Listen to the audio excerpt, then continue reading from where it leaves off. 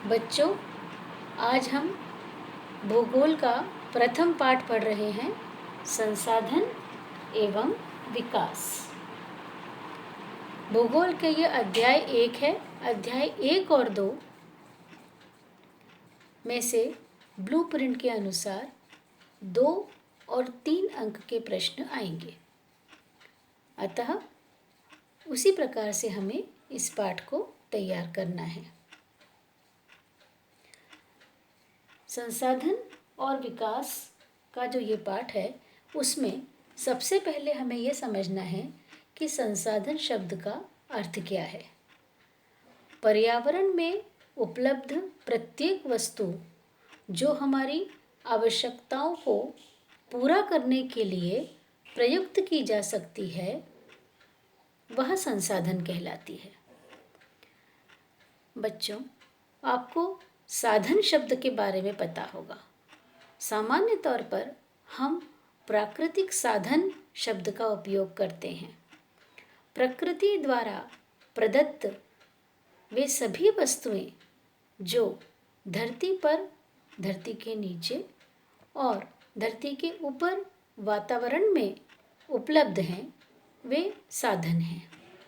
जैसे ही मनुष्य प्रौद्योगिकी का उपयोग करके और उन्हें सुधारता है, उनमें परिष्करण शब्द का अर्थ होता है उनमें सुधार करना, अपने उपयोग हेतु तैयार करना। इसके लिए एक और शब्द उपयोग किया जाता है, रूपांतरण। मनुष्य पर्यावरण में उपलब्ध वस्तुओं का रूपांतरण करता है और रूपांतरण की प्रक्रिया में प्रकृति, प्रौद्योगिकी और मानव की आपस में क्रिया होती है और इन्हीं 3 क्रियाओं का परिणाम होते हैं संसाधन। अर्थात रूपांतरण प्रक्रिया प्रकृति, प्रौद्योगिकी और संस्थाओं के पारस्परिक क्रियात्मक संबंध का परिणाम है। मानव प्रौद्योगिकी का मतलब होता है तकनीक द्वारा प्रकृति के साथ क्रिया करता है और इस क्रिया के परिणाम स्वरूप साधनों का रूप परिवर्तन करता है और प्राकृतिक संसाधन बन जाते हैं। इन्हीं प्राकृतिक संसाधनों की सहायता से मानव अपनी आर्थिक विकास की गति को तेज करता है। मानव ने आज जितनी भी प्रगति की है, वह सभी इसी रूपांतरण की प्रक्रिया का परिणाम है।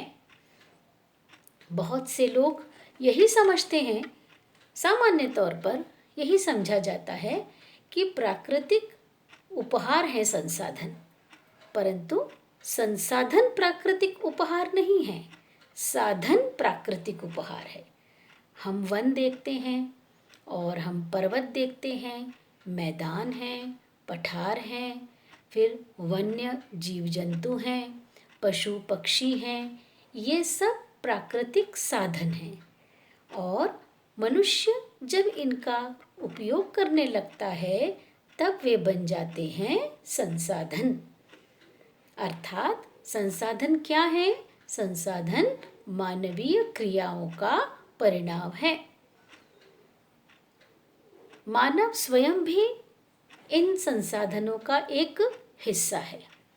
चूंकि मानव पर्यावरण का अभिन्न अंग है, इस प्रकार मानव भी संसाधन का महत्वपूर्ण हिस्सा है।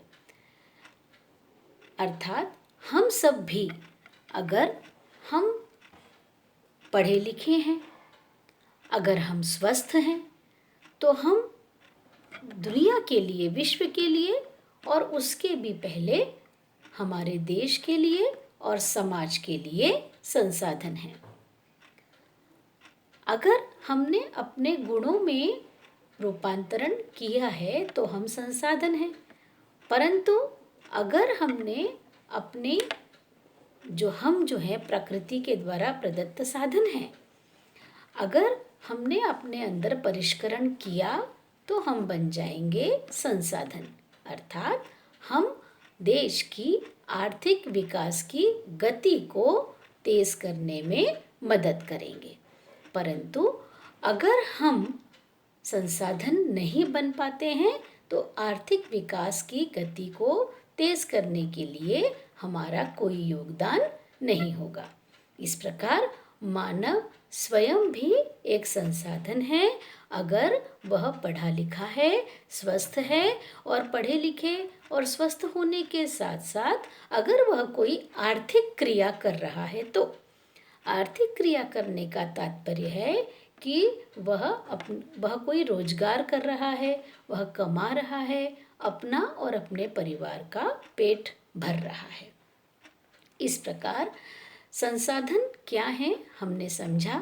संसाधन है प्रकृति द्वारा प्रदत्त वे साधन जिनको कि मानव प्रौद्योगिकी की सहायता से परिष्कृत करता है, सुधारता है, उनके रूप में परिवर्तन करता है और उन्हें अपने उपयोग हेतु तैयार करता है और आर्थिक विकास की गति को तेज करने के लिए उन प्राकृतिक संसाधनों की सहायता लेता है। इसी को हम चित्र के माध्यम से देखते हैं।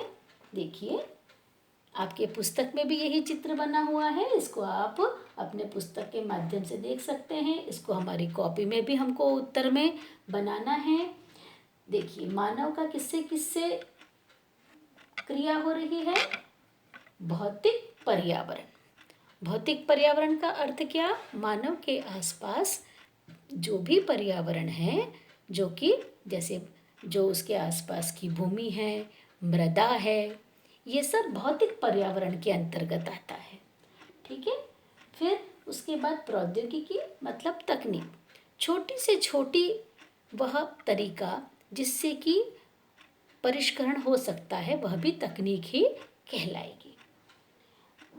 अर्थात मानव अगर एक छोटे से लोहे के टुकड़े से खेती करने का भी प्रयास करता है, पौधा उगाने का प्रयास करता है, तो वो भी तकनीक है।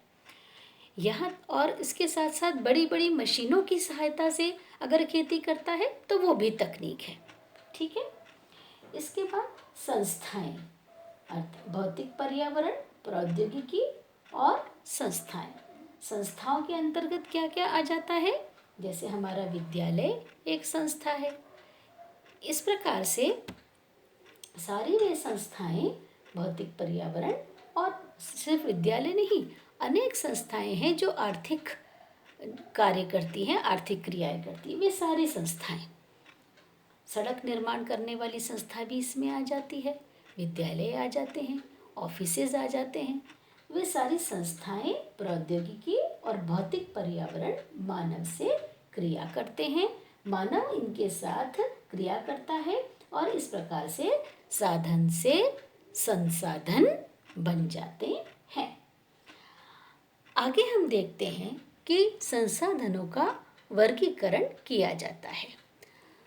संसाधनों के वर्गीकरण में संसाधनों का वर्गीकरण जैसा कि आप देखिए चित्र में बताया गया है। ये एक फ्लो चार्ट बनाया गया है जिसमें संसाधनों का वर्गीकरण दर्शाया गया है। दो प्रकार के संसाधन होते हैं, प्राकृतिक संसाधन और मानवीय संसाधन। प्राकृतिक संसाधन का मतलब क्या? जो प्रकृति ने प्रदान किए हैं, जैसे मानव स्वयं, जैसे वन, जैसे पर्वत, जैसे मैदान, पठार, मृदा, नदियाँ, हिमानी, ये सब क्या है?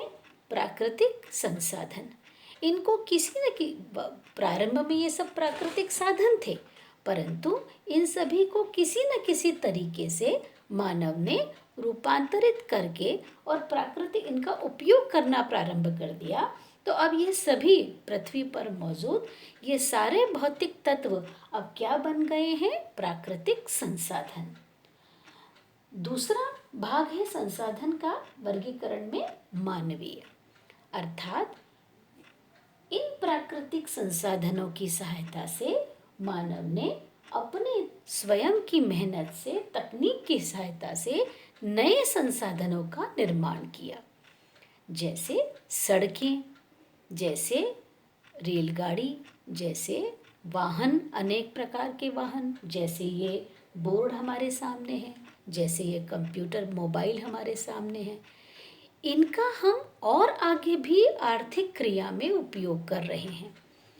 तो ये साधन कैसे हो गए? मानव निर्मित संसाधन। जो पर्वत, पठार, मैदान, ये सब क्या है? प्रकृति द्वारा निर्मित संसाधन। और जिनको मानव ने बनाया है वे क्या है? मानव द्वारा निर्मित संसाधन। प्रकृति द्वारा निर्मित जो संसाधन है, प्रकृति के जो साधन है जिनको मानव ने संसाधन बनाया है, वे भी दो प्रकार के हैं। एक है नवीकरण योग्य और दूसरा है अनवीकरण योग्य। अगर आपको ये फ्लो चार्ट स्पष्ट नहीं दिखाई दे रहा है तो आप आपकी पुस्तक में भी इसको देख सकते हैं, और मैं प्रयास करूँगी कि और इसको दोबारा आपको इसका पिक भेज सकूँ। तो हम बात कर रहे थे प्राकृतिक संसाधन की। ये दो प्रकार के हैं, नवीकरण योग्य संसाधन और अनवीकरण योग्य संसाधन। नवीकरण योग्य संसाधन भी दो प्रकार के हैं, सतत और जैव। सतत संसाधन वे संसाधन हैं जो कि निरंतर हमको उपलब्ध है, जैसे पवन है, जल है। पवन अभी वर्तमान में तो कम से कम हम ये कह सकते हैं कि पवन सतत प्राप्त होने वाला संसाधन है, वह समाप्त नहीं होगा। जल भी की भी यही स्थिति है, हालांकि अब ये प्रदूषित हो रहे हैं पर इनकी उपलब्धता है, तो हम क्या कहेंगे कि ये सतत संसाधन है। इनका नवीकरण भी हो सकता है। जल भी आप देखिए कि पहले वाष्प में परिवर्तित होता है, बादलों में जाता है, फिर वर्षा की बूंदों के द्वारा समुद्र में जाता है, नदियों में जाता है, धरातल पर गिरता है, और फिर उसके बाद फिर से समुद्र की ओर जाता है, फिर नदियों से, जलाशयों से वाष्पीकरण होता है। अर्थात ये नवीकरण होता रहता है। जल का एक बार उपयोग होने के पश्चात इसका नवीकरण होता रहता है, इसलिए इसको कहा गया है नवीकरण योग्य संसाधन। पवन भी नवीकरण योग्य संसाधन में आती है। फिर आता है नवीकरण योग्य संसाधन का दूसरा भाग, जैव संसाधन। जैव संसाधन के भी दो भाग हैं, प्राकृतिक वनस्पति और वन्य जीव।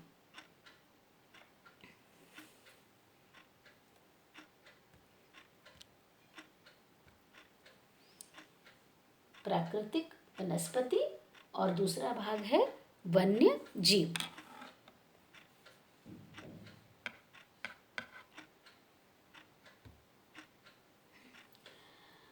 प्राकृतिक वनस्पति का अर्थ है वह वनस्पति जिसके विकास में या जिसके उत्पन्न होने में और उत्पन्न होने के पश्चात विकसित होने में मानव का कोई योगदान ना हो।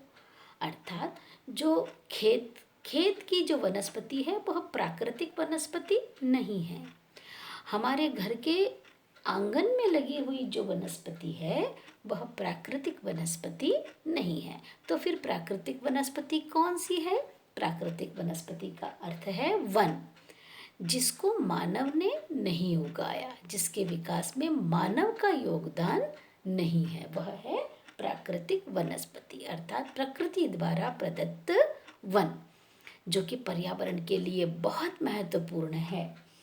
फिर उसके पश्चात जैव संसाधन का दूसरा भाग है वन्य जीव। वन्य जीवों के बारे में तो आपको समझाने की आवश्यकता भी नहीं होगी। वन्य जीवों तो अर्थात इसके अंदर क्या नहीं आएगा, इसमें हमारे जो पालतू पशु है वो नहीं आएंगे। वन में रहने वाले सारे जो जीव जंतु हैं वो सब इसके अंदर आ जाएंगे। ठीक है। इसके पश्चात है हम अनवीकरण योग्य संसाधन के भाग देखते हैं।